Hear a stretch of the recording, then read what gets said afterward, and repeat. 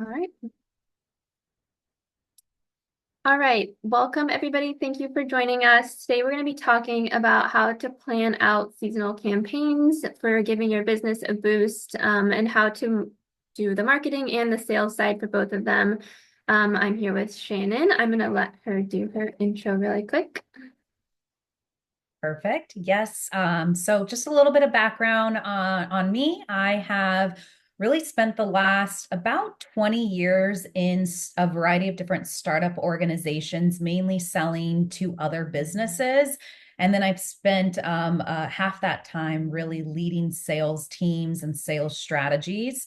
I recently launched my own business in the spring of this year so that I could help more founders and startup organizations really drive forward on some sales strategies that I find often missing early on, just due to lack of experience or juggling so many other tasks at one time. So, really, my purpose has been working with more first-time founders, startup organizations, and building a sustainable sales strategy and overcoming some of the barriers or maybe some of the aspects of sales we sometimes don't like when we're not a salesperson day in and day out. So, very excited to be here. And again, we will open it up for questions, but feel free to follow me, on Instagram or LinkedIn, or even shoot me an email if there is something more specific outside of this webinar I can help with. I love talking sales, and I know it's sometimes a scary topic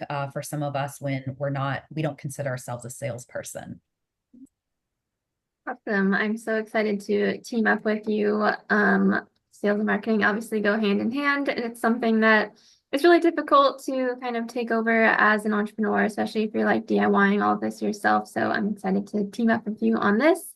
And we have some amazing offers for you guys too that we're going to team up on. So we'll talk about that at the end.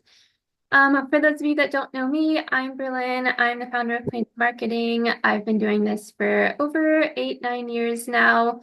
Planted Marketing is a full service agency that specializes in community-centered marketing for purpose-driven brands. We also do a lot of these free workshops. I have a lot of free downloads, consulting sessions, for those of you that aren't ready to hire a full team yet. Oops. All right, so we're talking about seasonal campaigns today. There's so many opportunities throughout the year. Shannon, what are some of your favorites that you like to do or talk about? Yes, definitely. So again, coming from more of the business to business world of selling, these were aspects that we would always identify throughout our sales cycle. We had a lot of conferences. There'd be national or regional conferences that we would prepare for. Definitely milestones that our target audience would go through, like budget season. I came from the ed tech landscape. So back to school, preparing for back to school was a really big aspect for us. And then a lot of what our mission that we had set out for, that we strive for as our own organization that were meaningful to us, we found that certain seasons of like awareness months or weeks became really relevant to our product or to our brand. So you can see kind of a list that Berlyn and I came up with on kind of broad different seasonal opportunities. It's not just about Thanksgiving and Black Friday, right? It's a variety of different seasons that might come up that could be really, really fun or specific to your target audience on when they think about buying, when they open up their doors to purchasing, when they expect, something special, or when they're out on the look. And it could be very specific to driving awareness about your business or offering something very exclusive, like what we typically think. Black Friday, we know sales are coming. There's going to be really big discounts. We're waiting for that. That may be appropriate for you, especially if you are working in the consumer world for, special opportunities. But then there's some other really fun ones. Like, for example, in the sports season, because we worked in the ed tech landscape, I worked with a lot of colleges and universities. So we had a big March Madness campaign where we would pull customers and prospects together all about March Madness. So it wasn't necessarily a time of year for purchasing, but it was a time to do more engagement and play around with, our customers and prospects in a way that just eliminated the challenge of feeling like you're being sold to and allowed us to build more rapport and trust. So when you think about seasonal opportunities, here's a list to kind of get started. But Berlyn, if you want to go to the next slide, I'll kind of walk everyone through some of my process. I personally like to come at this from a sales lens before we think about it from a marketing lens. To me, marketing and sales goes hand in hand, and ultimately marketing drives the awareness and that top of the funnel, right? The best thing we can do is have marketing just get the messaging out there that everyone comes to us automatically and is like, we're ready to buy. Whether you automate that process through your funnels and they could click all the way down to the in purchase and the shopping cart, or whether they're filling out a lead form so that you can actually talk to them and uncover whether or not you're the right fit and how to best conform your product or service and tailor it to your customer who's coming to you. Either way, that's the ultimate goal for driving sales, right? And sales is what's going to help drive that revenue from all the activity of marketing.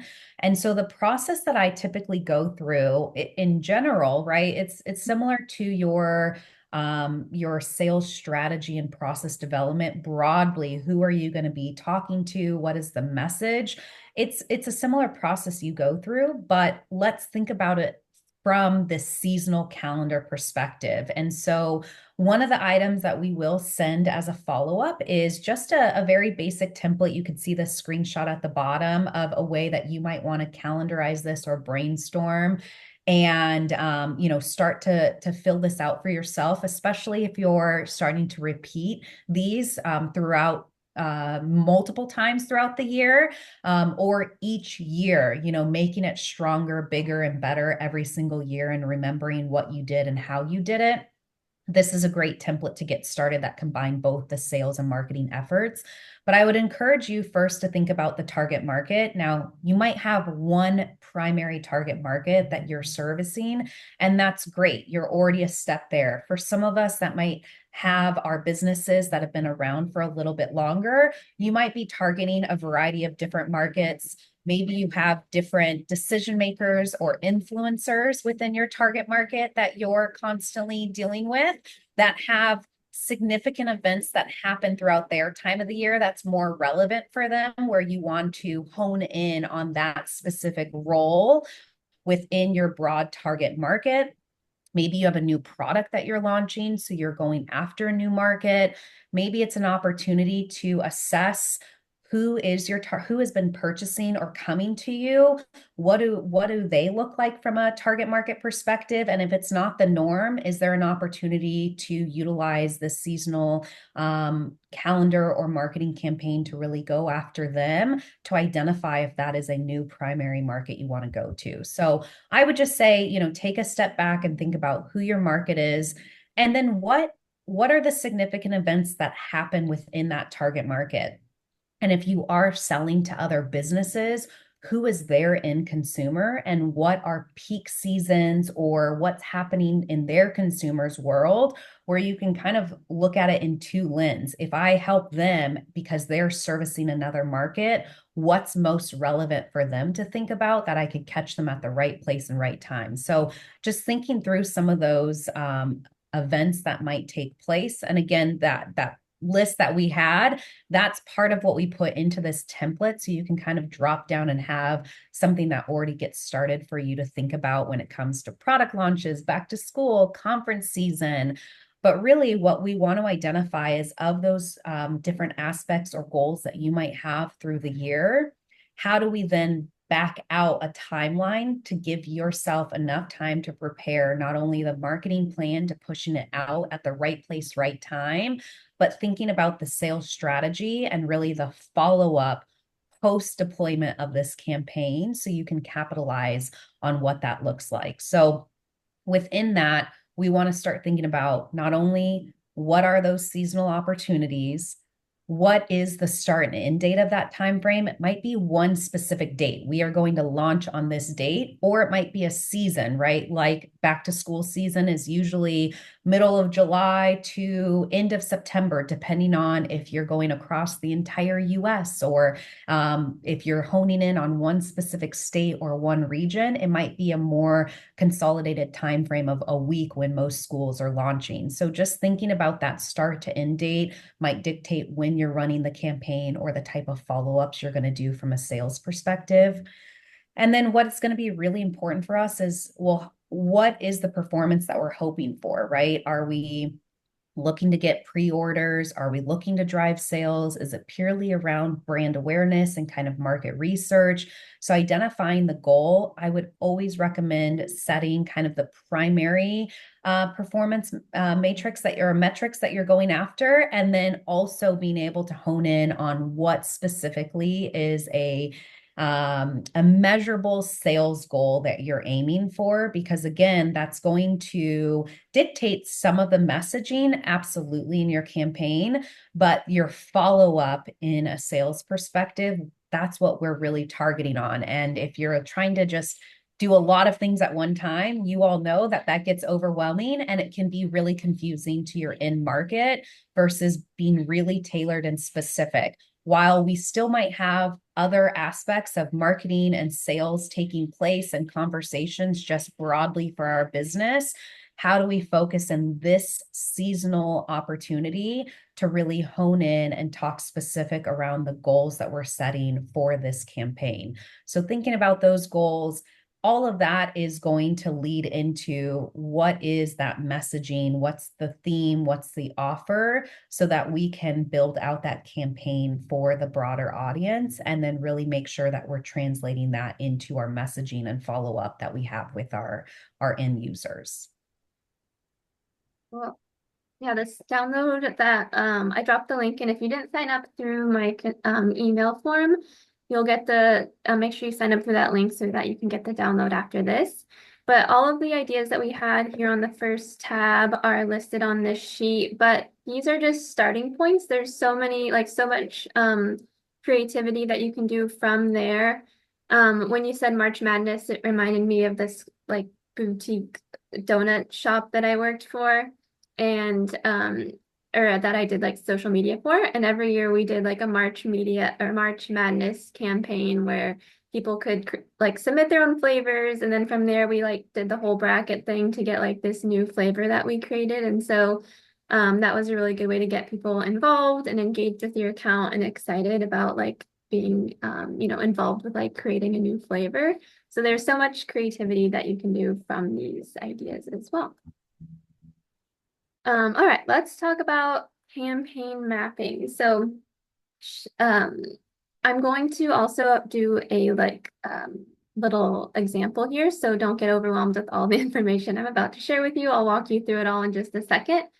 But there are 5 main things that you want to think about when mapping your campaign, and one that's creating a timeline, which we'll do together. 2, that's setting a budget so that you know what to include in your timeline. So before you even get started, have an idea of how much money you can allocate to whatever you're creating. Or if you don't have a budget, be realistic with yourself about how much of your own time that you can put into this to kind of DIY through it. The next big thing that you want to consider is developing the content. So what does that look like? Social posts, blogs, emails, landing pages. Maybe you're doing print, like postcards or something, flyers. So keeping in mind any of the content that you're going to create for this. And then a really big one that a lot of people forget is the back end prep. So if you are going to do something that's going to bring an influx of people to your website, is it fast enough? Is it able to handle all of these people coming to your website?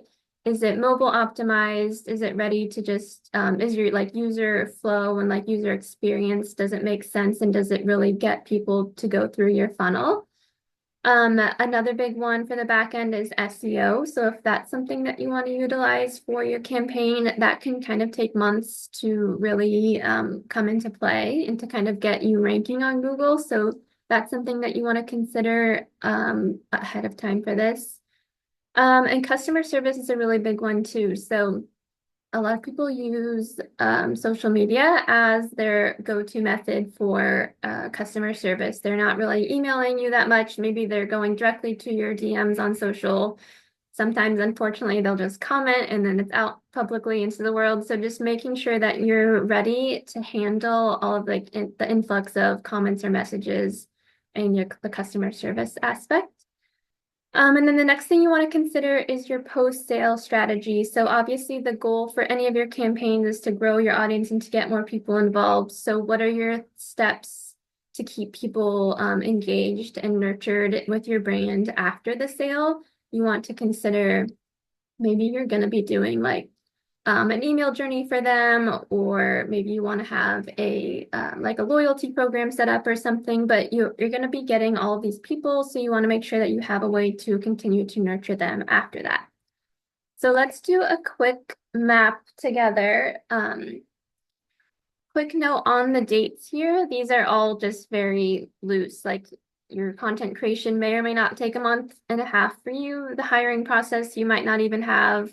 So these are just dates that I put in here, but this is all something that will be included as you map out your own journey. So I like to start with the sale period here. If you're doing like I think I did like a Black Friday or like Thanksgiving example here. So you want to start by knowing what your sale period is and writing that down on your timeline first. Then you're going to move backwards to like a sale promotional period. So before your sale, you obviously want to build hype for that, whether that's on social, maybe you're running ads, maybe you're doing emails, influencer marketing, whatever it is, you want to have a promo period for your sale as well. And you want to have an idea of how long that will run as well. Then you want to have a good time period for setting everything up, which includes scheduling out all of your social content, scheduling out your blogs, scheduling out your emails. If you have landing pages or anything like that, making sure you have enough time to set all of that up. And then, of course, testing everything. So if you have landing pages with emails and then email automations, you want to make sure everything's running smoothly. And then you want to have ample time to make sure everything's good because things will go wrong. So make sure you plan for that. Um, then you want to go back to your content creation. So you'll have an idea of what you want to include for your promo period or your sale period. Maybe that's, I want to have 20 social posts. I want to have 10 emails. I want to have these many email journeys. So you'll have a list of all the content that you want to create for your sale period. And then give yourself enough time to create all the content that you've listed. And again, that looks like whatever that looks like for you. So that includes also like photo, video, that takes a lot of time. If you're working with influencers, that can take a good amount of time. So just make sure to give yourself enough time for everything that you have planned out. The next big one is hiring. So whether you are hiring somebody like in-house or if you are working with a contractor, that if you're hiring somebody, there's always an onboarding process, or if you're working with a contractor, there's always some onboarding process that takes a good amount of time. It takes time to learn about your business, to strategize, to do all of that stuff. So make sure that you're giving yourself enough time to hire for whatever that looks like for you. So, okay, we have all of this mapped out, and now we know like when we should start our planning period. So for here, I gave myself what, 4 months. So I knew like 4 months before my sale period is when I need to get started planning everything out, exactly what I want to include, what the content is, how long it's going to take me to do each piece. And then that's when I need to begin my sale period or my planning period. So we have our whole marketing timeline mapped out. And then of course we have our post-sale strategy and like when we would begin implementing that.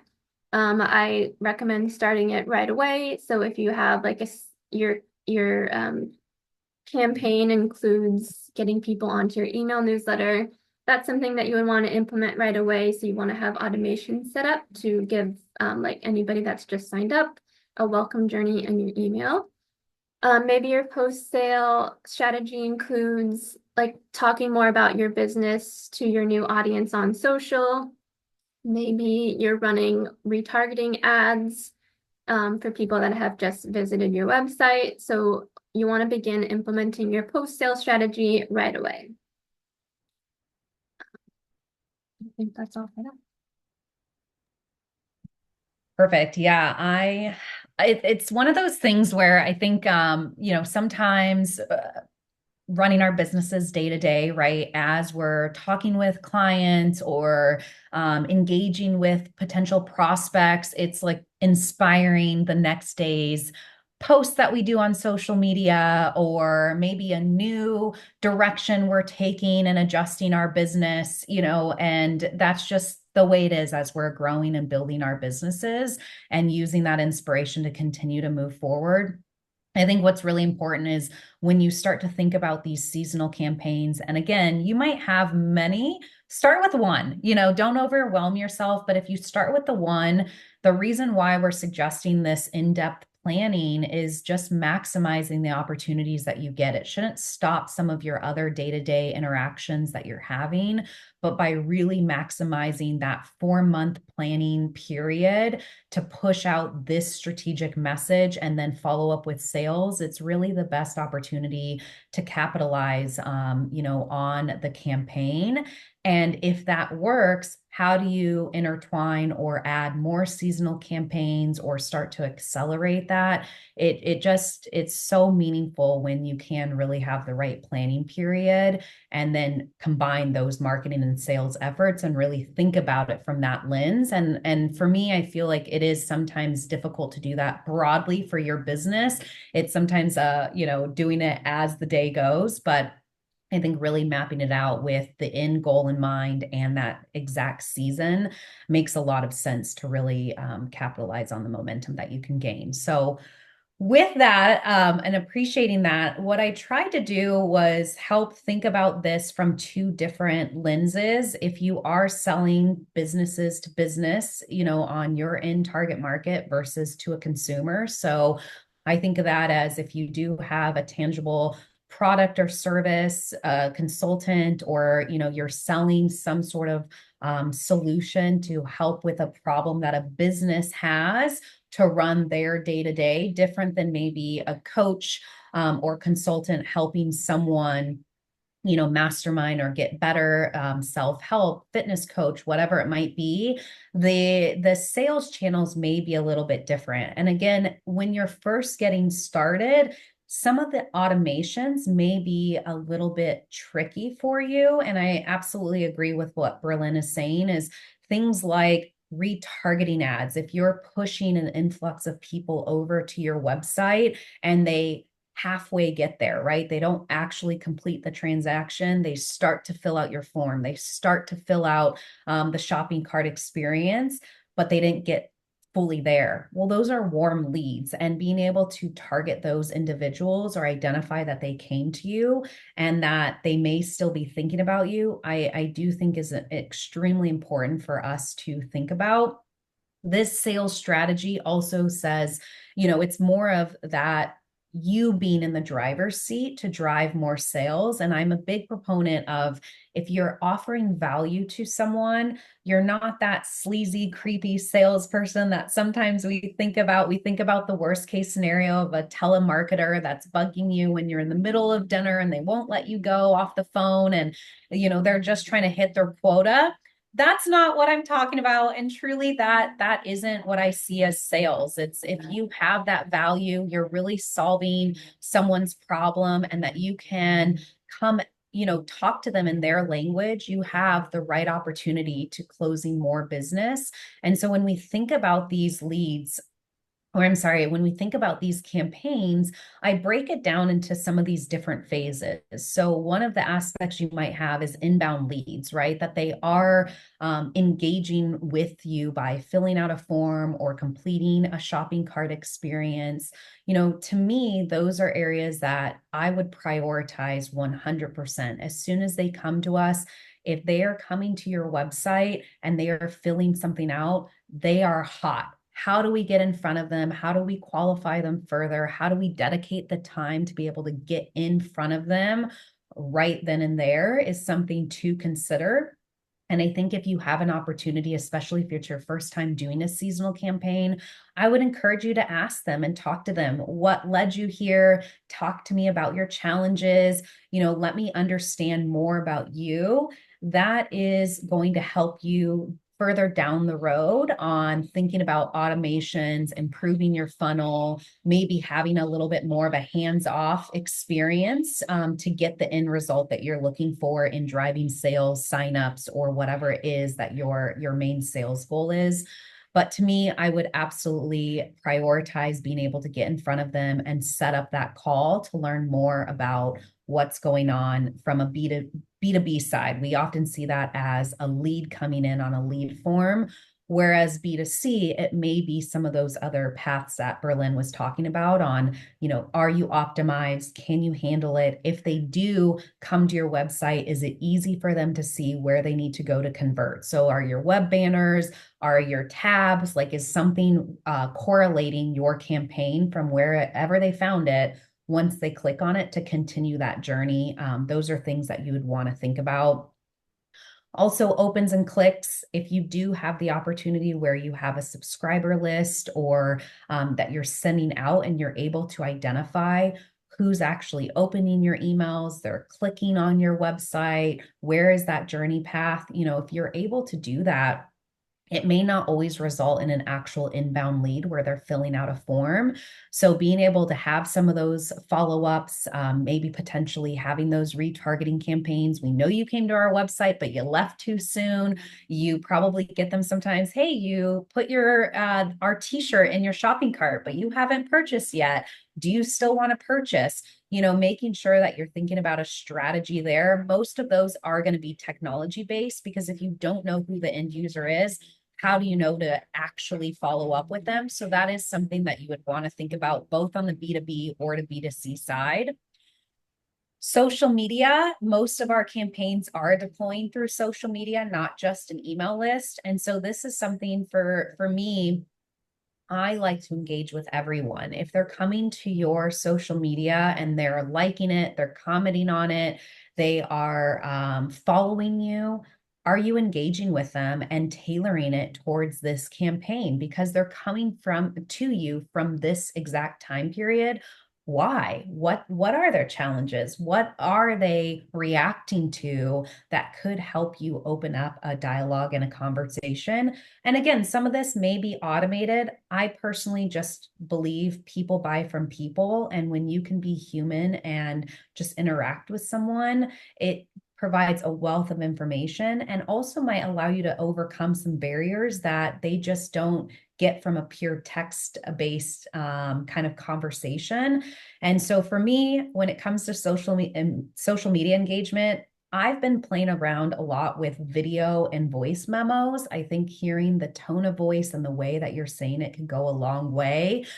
So I would just think about, from a B2B standpoint, you might be leveraging LinkedIn more or industry specific forums to push out your messaging. And once people interact with it, are you paying attention or get notifications so that you can immediately engage with them? Hey, I saw that you liked my post. I looked a little bit more on your profile. I would love to talk to you further about XYZ, or would love to understand more of your opinion based on your engagement with my post. And the messaging is going to be pretty much the same in my mind. It's just from a B2B standpoint, you might be using more industry specific platforms like a LinkedIn or a forum. Or maybe an association, whereas B2C side of things, you might be more using your Instagram, Facebook, TikToks, where more consumers are interacting from that perspective. So I would just encourage you to think about in this time period, are you blocking off time on and to interact with people and catching them on the right time as soon as they interacted with you to engage with them when they're commenting, liking, sharing, so that you can introduce yourself and talk with them further and really understand, what it is that piqued their interest. And that's a great way of furthering down the funnel if they didn't actually acquire your product, fill out a lead form, but you see that they have some interest. So having a strategy around that follow-up is really important. And I would also encourage you that if you are doing a campaign, think about your existing customers. Do you have any employees that are on your team? Are there industry connections where this is relevant? I think informing them ahead of your promotion can go a really long way for them to expand your efforts and push it further. And so, whether it's their testimonies, them sharing it just within their network, that's going to allow more people that may not be aware of you to also interact and be a perfect time for you to use that as a warm introduction to engage with them. So thinking about those phases is definitely something I would factor into your engagement and sales strategy once you deploy your marketing campaign. If you go to the next one, Berlyn, just kind of the last couple of these is outbound and just the follow-up. So the other aspect is really important is your outbound efforts. This is something where I would say take a look at who you want to reach out to. If your market, again, is a little bit broader of a market, but the seasonal campaign really hones in on a specific role, a specific industry, this might be an opportunity that you are using some of your lead list. Maybe it's people within your CRM. These are people that have come to you in one way or another, but they weren't ready to purchase. It's always great to have an excuse to reach out, and these type of seasonal campaigns can be a great way to reach out to them. So from a B2B strategy, coming at them from your email, again, maybe it's a voice note, maybe it's a cold call, maybe it's a webinar that you're setting up and leading. Being able to have that targeted outreach to those decision makers, utilizing the personalized message. This is why I thought this would be important for you. Did you see our campaigns? Did you know this was happening? The last time we spoke, XYZ happened, and I felt this was relevant to you. When you get really personal and meaningful on why you're engaging with someone, that leads to them responding, wanting to re-engage with you on the conversation, or maybe consider you for the very first time when they weren't aware. So I would set up an outbound effort, especially if you're in the B2B world. On the B2C side, again, there's probably people that have come to you at some point and they didn't close. They might be downloading a lot of your freebies. They may be on your subscriber list, but they have yet to engage. This is an opportunity to get really personalized. Now, if your list is 20,000 people strong, you just might want to have some emails that are tailored. Maybe you can segment them a little bit further on the why, or just have a series of emails that go to them, because people need, right, 3 times the follow-ups or seeing you 5 to 10 times in different forms to then finally pull the trigger. That it makes sense if you have a list of 10, 20,000, but a lot of the people we're engaging with, their list is more realistic. It's 25, it's 100. It's, these people were really warm at one time and I never closed them down. That's where I would consider use the week to reach out to them. And maybe that's where you do a video message or that voice memo on their LinkedIn page or in their DMs of their social media to address them specifically. Hey, Berlyn, it's Shannon. Look, we talked 6 months ago. I wanted to re-engage with you because I know that budget season is often big, and before you were held back because of limitations within budget. So I wanted to check in with you because I have this really great offer. I thought about you. I've been seeing some of your posts. Being able to get really specific and tailored in your messaging can go a long way, and honing in on that specific to this campaign, I would absolutely encourage you to. And then that's also where having that sense of urgency. It's a limited time offer. This is a promotion, making sure that you get that out there. To me, it's more than just the beautiful marketing campaigns that are getting pushed out there. When people get an actual human on the other end, talking to them, calling them, doing that voice memo, doing that phone recording, sending that text-based email to say, I'm specifically reaching out to you for this reason. In addition to the campaign that you're seeing, that is where we see the 2-3x in the results. And that personalization goes a long way. So I'm spending a little bit of time on emphasizing that because I think it's really important. And when sales are a little scary for us, to me, utilizing this campaign as your reason can sometimes overcome those challenges versus blindly reaching out to them for the first time just to introduce your business. So tap into those networks, tap into the CRM, tap into groups or forums that might be relevant to your audience to engage. And I would absolutely encourage dedicating the time to send those personalized messages. And then most importantly is the follow-up. We're all busy. We're all getting hit up constantly about some new thing, gadget, consulting business or coach that, wants to come to you. So how do you set yourself apart? Majority of people, the way that sales is really successful when you're dedicated towards being a salesperson is follow-up. Most people send a one and done outreach and just think, well, I gave them what they needed. They'll follow up if they want to. But we all know we're busy. We have so much going on. So follow up is really, really critical. And I agree with the follow up of the automated messages, incorporating whatever you're already doing. If you send newsletters, if you send weekly emails, how are you adding this campaign into the pre-existing strategies that you already have? Absolutely, for those multiple touch points. But then if you are sending personalized emails, if you are sending a voice memo, send those follow-ups. I just wanted to check in and see if you got this. Let's talk, further. Hey, we are all busy. So you're doing that extra initiative, adding time on their calendar. You know what? We've mentioned this in the past. Let me put time on the calendar. If it doesn't work for you, go ahead and decline it. But I just know you're busy. You haven't responded to those other messages. And I really just wanted to set up that 15 minutes to check in with you.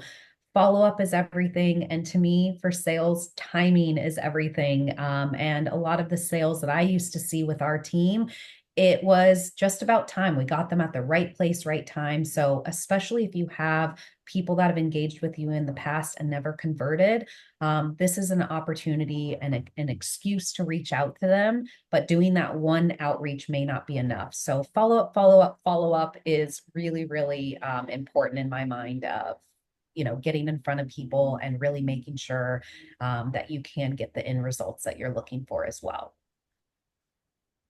Good tips, especially voice memos. Like, we're obviously, our inboxes are full. We're not looking at them. Voice memos are really good, especially through Instagram. That's really smart. And following up, that's so important. And that really leads into like all of your content that you're creating for marketing is you're essentially doing the same thing over and over and over again, just in like different words, which is all just like following up on social media. Because you do need all of those touch points over and over to finally like get for people to register what they're even seeing. So great points. Okay, so let's talk about measuring results. We've planned our campaign, we've launched it, things happened. How do we know if it was good? What do we do with all of this information? So on the marketing side, this really depends on a lot of things. So I'm going to try to make this as broad as possible. But one thing that's really important is to keep in mind your stage of business. So if you are starting, like this is your first, second year in business, you obviously can't compare your results to people who have an established brand, to people that have a following. A lot of people do compare themselves to larger brands, but you're really on a different level. So one, just be honest with yourself about what stage of business that you're in. If this is your first year and you are launching this seasonal campaign, obviously sales are always the goal, but the reality is maybe you're working on building up your brand awareness. Maybe you're working on growing your audience, whether that's on social media or your email newsletter. Maybe you're running ads just to get people to your website to help with like retargeting, growing your email newsletter, etc. Everybody has different goals. And what's really important to remember is that even if it doesn't go the way that you wanted it to, nothing is a failure. You're always getting data from this. So that's really important to keep in mind is that, okay, this didn't really go how I wanted it to go, but what did we learn from this? A really good example of that, this wasn't related to a seasonal campaign, but I did influencer marketing for a client who was building a a web-based app for her target audience she wanted to be was the wedding industry. We did a year's worth of work together, a lot of influencer marketing, and what we really learned was that our wedding audience was not the audience that we should have been going to. We did a lot of influencer work. We're paying these influencers obviously to use our product. None of them did, and then none of their like wedding guests used our product. So we didn't get a lot of signups from these influencer campaigns, but we did get a lot of learning from this, right? We learned maybe this isn't the target audience that we should be going to because it's just not, people just aren't using it. But I really liked her product and it would have been really great if we tested it in different audiences. So there's always something that you can learn from whatever happens with your campaigns. Um, something, um, what else was I using? So one thing that's important to, I lost myself for a second. One thing that's important too is like asking yourself like, okay, you've mapped out all of your data after the campaign. So make note of everything beforehand. What are your current followers on social media? What are your email newsletter signups? What's your website traffic like? Make sure you're tracking all of that before you launch the campaign and then after the campaign. So then you want to pay attention to like how did people respond to certain creative types? Were people really interested in engaging with my reels on social? Were they really engaging with content that talked about this topic? Really pay attention to what people engaged with the most on your in your campaign content. Were there a lot of questions that people asked you the most, whether it's in comments, messages, emails? If people were asking you the same question over and over again, maybe that's something that you can use as content ideas to explain more. Maybe you can use that to update your messaging or update your website to kind of help avoid those questions and to give more clarification on something people are obviously struggling with. One thing that's important too is to note the email or the customer journeys. So if you see that you got a lot of people on your social clicking through to your website and then they clicked through to this landing page and then maybe you lost them there. You can track all of that through your social media analytics and through Google Analytics. You can see everybody's entire journey through your website. So take a look at where you are losing people and see what needs to be optimized there. Maybe it's your messaging, maybe it's just your website's going really slow, or the journey is just too long for people. So that's something to look at. And then another big thing is the audience demographics. So we all have a target customer in mind, but that may not really be what who is gravitating towards your business. So like as I mentioned, the bride target audience was not working, but we noticed a lot of people coming from this target audience. So that's something to shift. You can see all of that as well through your social analytics and through your Google Analytics. It'll tell you exactly like gender, age, location. If you look on Google, it'll tell you their interests. So you can really see specifics of who's coming to your to come look at your content. And maybe you need to shift who your target audience is a little bit there as well. When planning these campaigns, some key performance indicators that you could keep in mind are brand awareness, which just means like the impressions that your content is getting. Another good one is your website traffic. So maybe your goal is to get so many people to this specific landing page. Another good KPI to track is people signing up to your email newsletter. So it all can really just depend on where you're at in your business and what your goals are. But remember, sales doesn't always have to be the end goal. Perfect. Yes. And just some of the other areas from a sales perspective, that I often see is a kind of your close one rate. So of the people that are actually coming to you to engage, especially if your goal for this campaign was driving revenue or driving some sort of beyond brand awareness. We wanted them to purchase something, or maybe it was a sign up rate, and of the people that signed up pre-orders or signed up to learn more about our product, our wait list, well, eventually we want to see, did we convert them and generate the revenue we were looking for? And so that is something, especially if you are investing into these campaigns, do you need a recoup, break even? What does that look like? And how many sales do you need in order to recoup the investment you made, or maybe 2, 3x? And when you understand that, that is also going to help you identify that if these campaigns are auto converting people and you have it dialed in, that's great, right? Allow that to continue to take place. But if they're not converting at the way that you need to, putting in those extra sales efforts to reach out to more groups, forums, engage with people one-on-one, really dive into the weeds. Maybe they need more support and hand holding to get them to cross over the finish line, and being able to uncover that with them, it becomes really important. So measuring that close one rate is going to be important, especially if you start to do more than one seasonal campaign throughout the year. And then all of a sudden we're at the same place this time next year. What did we see, and can we improve that result? Like Berlyn was saying, if it's your first time, you don't really have that baseline, and having that grace with yourself that it may not have the actual result that you want, but if you know what you're trying to measure on, does that prioritize more energy and effort towards making sure this campaign is a success? And if it wasn't, what did you learn from it? What data and results did we get from it? What can we do better next year? Or can we challenge ourselves to get a stronger close rate in year 2, 3, 4? Maybe if we know that we put in a very little amount of budget, but we actually got 2, 3, 4 leads and converted those into sales down the road. Well, maybe you're willing to put in more investment up front in the marketing campaign, because we can start to make that assumption that we can close 4, 5, 10x based on the money put in versus the end result. So being able to understand that is important.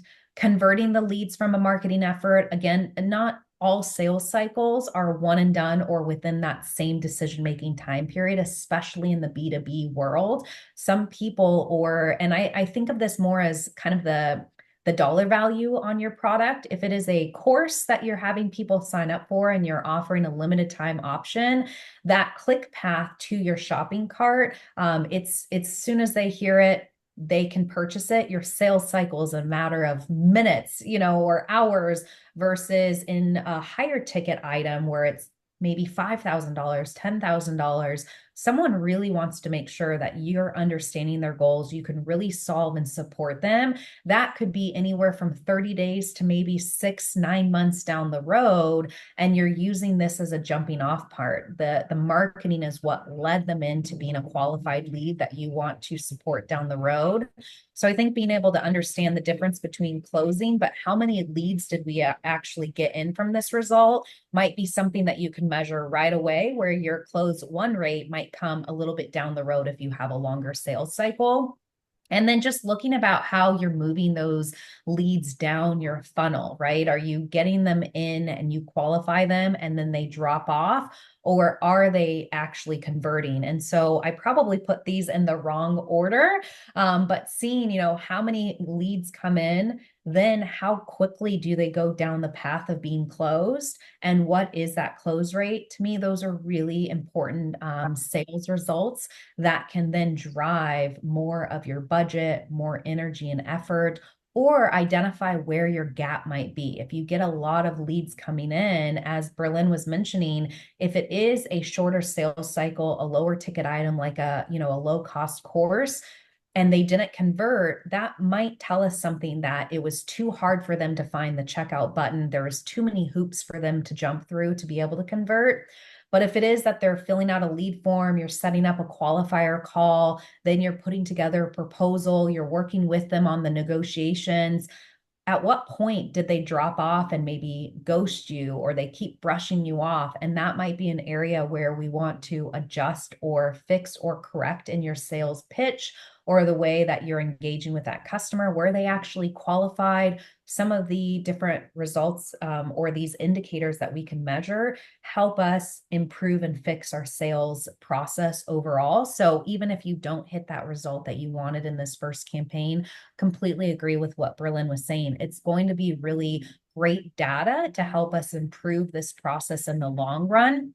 And so to me, having that, and that's why we started the beginning of this presentation, it's like not just, conference season or holiday season, but what are you hoping to get from it? Knowing that goal so that you can have that kind of post-mortem and really come back to say, did it work? Did it not work? What could we have done better? That's going to make it stronger and stronger for you each time on building out your next campaign and knowing where to focus. Or maybe an area that's a gap for you. I'm not an expert in this area. Maybe this is where I want to hire someone, or this is where I want to look for a third-party solution.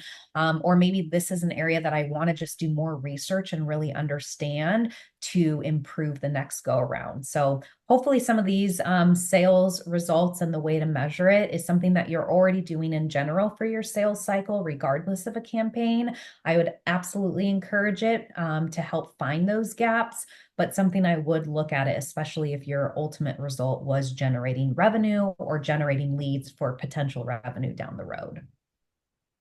And so with that, we'll definitely have a couple more minutes on questions. I know a couple of you, we appreciate you sticking around and listening to us. And ultimately, this is a lot of information, especially if you're not doing a campaign. If you've done one before, you might have a really specific question for us, and we'd love to answer it.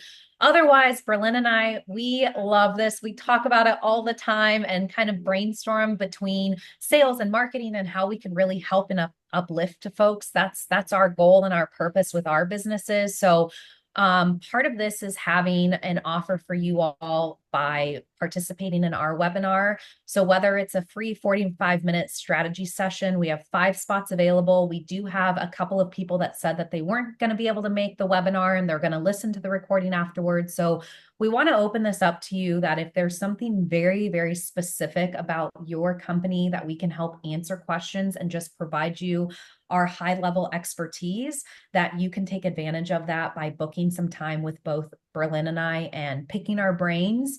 But if you do have an actual strategy in mind, a campaign that you want to run, one that you're in the midst of that you need some help, we want to be there to help you and really help customize a more tailored strategy to your next seasonal campaign, and being able to build that out on your behalf, take some of the hard work off of your plate, build that out for you, help you around how to best implement it, how to think about it, and really map out what that might look like, is one of the offers that we want to put on the table for a limited time, for you all that are participating, and really help you get this going. Because if you've never done this before and you're at a loss, we don't want that to be your reason of not moving forward with a seasonal campaign and ultimately driving more awareness and end results that you're looking for. And combining our kind of 2-for-1 special to come in to really help build out that strategy from a marketing and sales lens is really where we have seen a lot of support and end results come through for folks. So wanted to have that opportunity available for you all. Berlyn, anything else you wanted to add to that? No, that sounds great. I know we're at time, but I'm available to stay around for questions. If anybody has any questions, feel free to drop them in the chat or come off mute. I dropped the links in the chat for these offers if you want to book your strategy session. That's available to you there. Yeah, if anybody has questions, now's your time.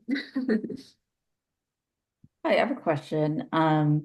So I have mostly digital marketing experience where it's the previous company I was working for 5 years. It was all direct to consumer, and so we didn't sell products in actual stores, and it helped us keep the prices low.